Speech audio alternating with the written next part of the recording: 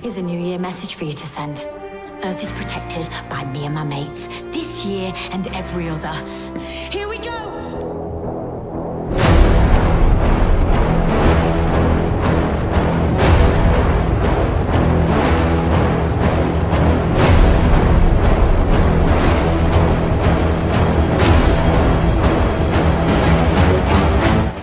What's going on, guys? This is Jim Critic and welcome to my first video in a very long time. My usual excuse every time I upload a video is I've been in university work, and that was primarily the reason why I hadn't uploaded since, I think, October. And I checked my last video was about 5 months ago. It was the Flash Season 6 Episode 2 review, which was a while ago. So yeah, that was a long time ago. But obviously with the whole quarantine thing, lockdown in several different countries now, there's a lot more time for me to do YouTube. And with my university providing Premiere Pro for students at home, I now have the perfect excuse to upload YouTube again. So, starting from now until probably May, sometime mid-May, I should be able to consistently upload, and then when May comes around, I'm going to try and find an alternative to my editing software. I might have to sweet talk some of my friends to try and find some alternative ways of doing editing, but at the moment, we're good. So, that's enough rambling about my life and what's been going on. Now, we're going to get into reviewing, or doing a retro review, which was a series that I used to do. I did about 3 episodes for, and then kind of forgot about, and it's obviously inspired by another Doctor Who YouTuber's retrospective reviews, who are actually a lot. If you're in the Doctor Who community, you know who they are.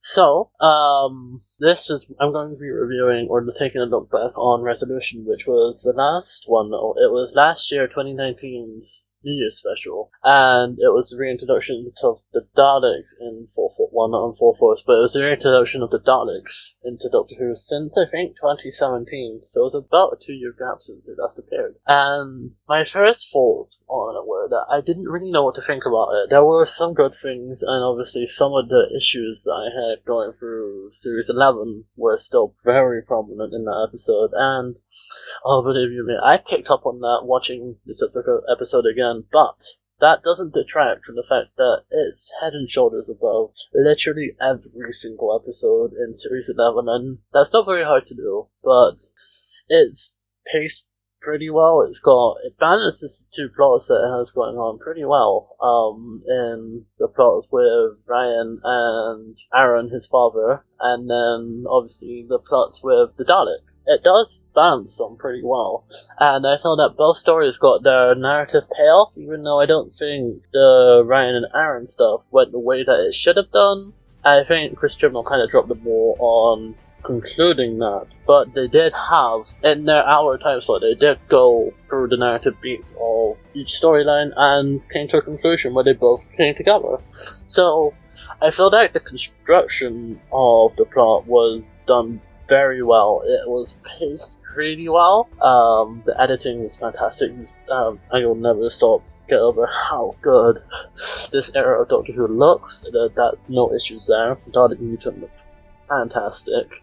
Jodie's performance was better than Series 11. I think that her standout things were definitely with the Dalek.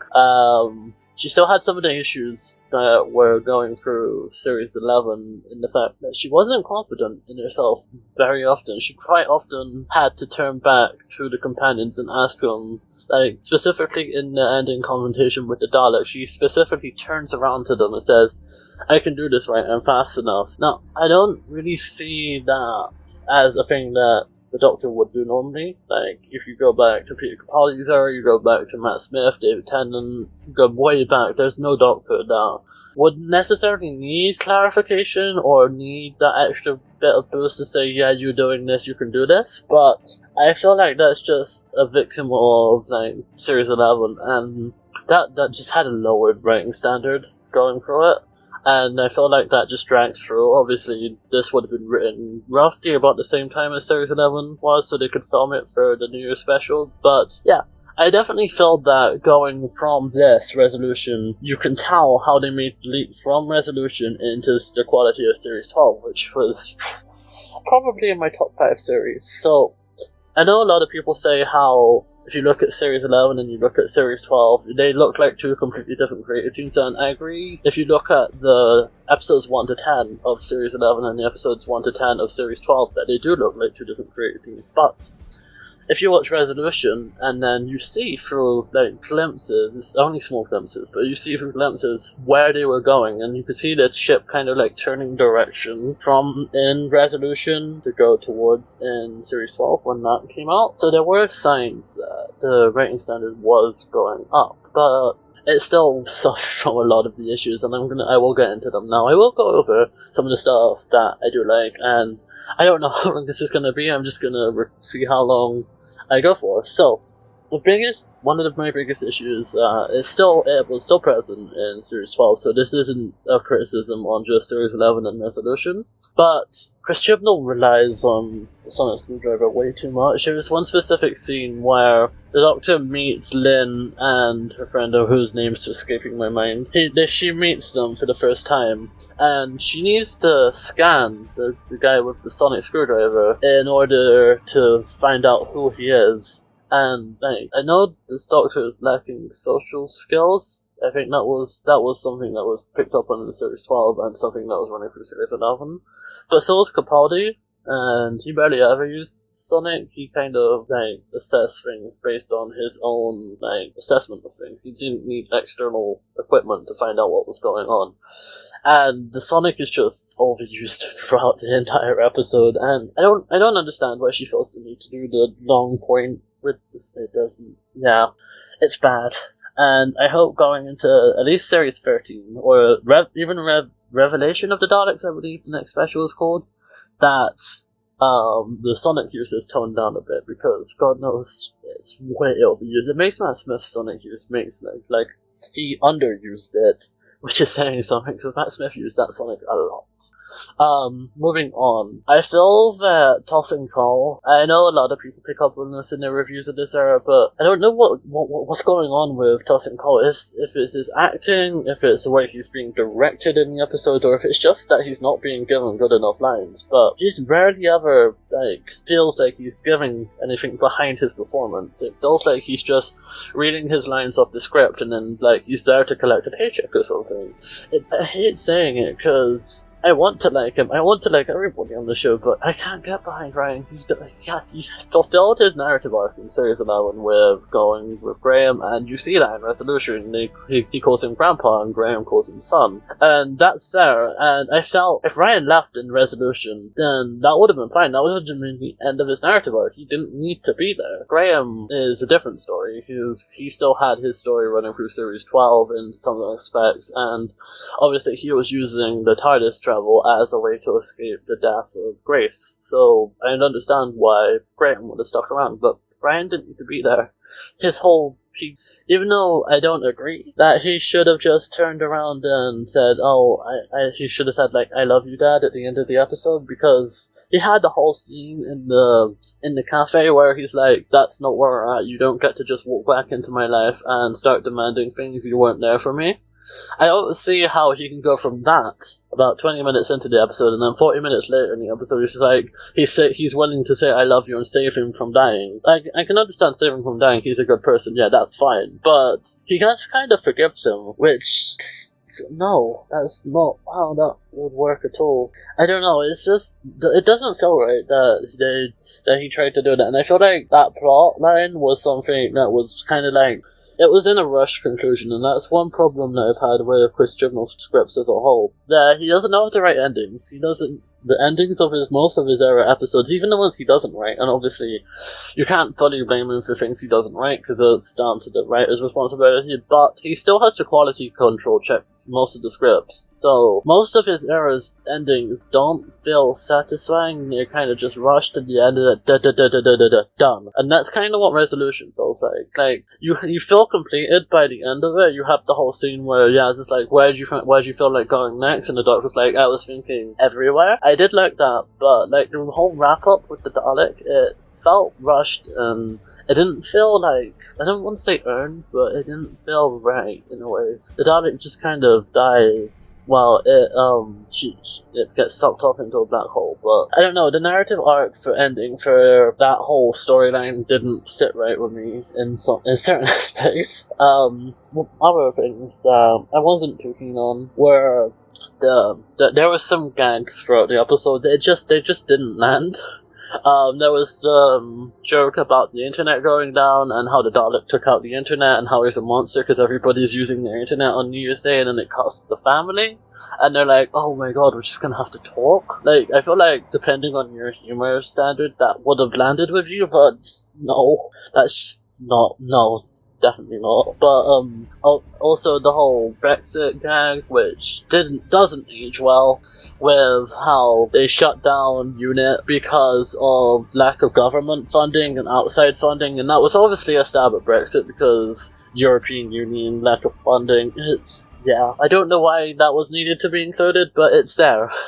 So yeah, those are overall my issues with that episode. I don't think there's anything else, but there is a lot of stuff to like about this episode, and I'm gonna get into that now. I wanted to end on the more positive note. I hope you stuck around for my 10 minutes of ranting about the episode, but getting into the positive stuff, I really liked the Dalek. I know I said I don't like the conclusion, but I love the way Chris Chibnall writes the Dalek throughout the episode, apart from the ending. That's the only thing that Dalek has. I feel like Chris Chibnall is the first person to write a solo Dalek story. Never mind, like the whole Russell T Davies big Dalek invasion. That's not what I like in a Dalek story. I love the solo Dalek stories where it's just exploring the Dalek and showing the power of what one Dalek can do. Into the Dalek explored that, but parts of it don't land as well for me, and I feel this resolution is the best, and the only really standout Dalek story of the 2010s, and the whole scene with the army and the way the Dalek just takes them out systematically. It's just perfectly shot and perfectly done, and I love it. Moving on to other things with the Dalek's confrontation with the Doctor in the barn. Oh, that was one of the first signs of showing that Jodie Whittaker does have more to the character. She can be the Doctor. And it's just the confidence she goes into, the swagger of the scene where she goes, oh mate, I'm the Doctor. That is what I wanted. And that was something that was severely lacking from the rest of Series 11. And that's one of the reasons why this stands head and shoulders above the rest of Series 11. And I am getting really overexcited about this, and I hope that comes across because I genuinely really love this. I know I went on and on, but there are issues in this episode. It's not perfect, but I love it. The scene where I mentioned the scene with Ryan and Aaron in the cafe. While I don't feel that story ended well, that scene in itself is, yes, that is what I wanted. He wasn't there, and for Ryan to just stand up and say, no, you don't just get to walk back into my life and get what you want. You have to earn it back. That was perfectly done. And that was the only scene where I would give Tuss and Cole a round of applause for. That was perfectly acted. And that is what I wanted to see more of. I don't know why he doesn't have more scenes like that going through Series 11 or even hell Series 12. I mean, his whole narrative arc in Series 12 was throwing a basketball, and that's not really a spoiler. It's just sad. It's sad. And moving on, I love Graham in this episode, but you can't not love Graham in any episode he's in. He's just great. And when you answer the door to Aaron initially, he just opens the door, shuts it, nope. That is brilliant. That is Bradley Walsh just epitomizes one of the perfect companions of all of the revived Aaron. I love it. Amanda Gill had surprisingly more to do in this episode compared to the rest of Series 11. She showed more of her police skills, which was always welcomed. She kind of forgets about that, or Chris Chibnall forgets that she's a police officer all the way through Series 11. There were several situations throughout Series 11 where her police skills would come in handy, and I feel that Series 12 is a much better exploration of who Yasmin Khan is, and I won't spoil it if you haven't seen Series 12, but watch it. She is brilliant in that series. Amanda Gill is amazing. Well, I love the way I've said it before, but I love the way this episode looks. I love the lore behind the episode of the custodians and how they came together and tore the Dalek into 3 pieces and buried it around the Earth. It's so good. I know a lot of people don't feel that way, but I thought the Recon Dalek was a really good idea. The first to leave Skaro, it had, obviously that design it had isn't going to be the design the Daleks have going forward. That was just a scrap Dalek built in a shed. Like, you can't expect much from that, and I didn't expect much from that, and from what we got, it was good. How the Dalek rebuilt itself in a shed is beyond, I'm not gonna look too far into that. But, oh my god. The voice acting for the Dalek, even outside the show when it was controlling Lynn, it was brilliant. Oh, I know it was the same voice actor who voiced the Daleks through Series 1 to Series 10 as well, so I know he knocked it out of the park as usual, and he even had to do the kind of distorted voice when the Dalek was outside the shell, and I still felt that was good. The only scene that lets him down a little bit is where the Dalek's laughing. That didn't land as well. But the rest of it is just brilliant. Well, there's so much to like about this episode. Obviously I wish U.N.I.T was involved in it. I wish there was some more connections to the outside of Doctor Who, but Series 12 that fixes that. Series 12, if you look at Series 11 and look at Series 12, one has very little ties, it just references the past. Series 12 just goes balls to the wall and goes all out and says, this is Doctor Who. And I loved it for that, and I will try and get some reviews out for Series 12, because I love Series 12, and I want to talk about that in depth. But overall, Resolution, it's a mixed bag. I enjoy it. I won't go as far as saying that if you put in any other series with episodes, so if you put in the series like Series 5, you put in Series 10, Series 4, it's not the best episode in the series by a long way. But in a series like Series 11, god yeah, this episode stands out, and it's head and shoulders above, like I said, it's head and shoulders above the rest of the episodes. So, I think overall I'd give Resolution about an 8 out of 10. I think it's really good, I enjoy it, I have a good time while watching it, but Chris Chibnall had a lot of the issues of Series 11 in this episode, and I do feel that a lot of those were rectified going into Series 12, and I'll talk about that when I review Series 12, but for now, this episode does have a lot of issues, but I feel the positives outweigh the negatives tenfold here, and it's the best Dalek story in a long time. So, what did you guys think of Resolution? Let me know in the comment section below, and I'll see you guys when I record my next video. Have a good day, and stay safe. Peace.